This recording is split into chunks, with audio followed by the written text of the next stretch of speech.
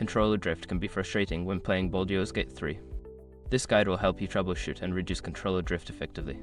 Step 1. Check for physical obstructions. Inspect your controller for any dirt, dust, or debris around the analog sticks.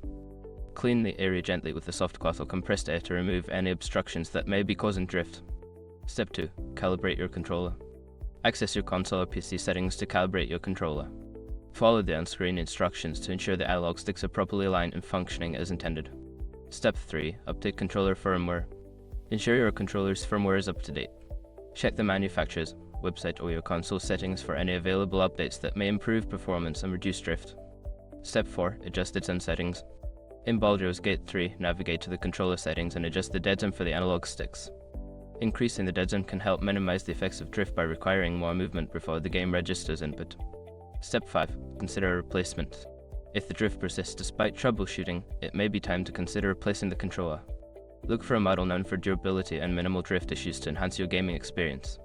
By following these steps, you can reduce controller drift and enjoy a smoother gaming experience in Baldur's Gate 3. Happy gaming!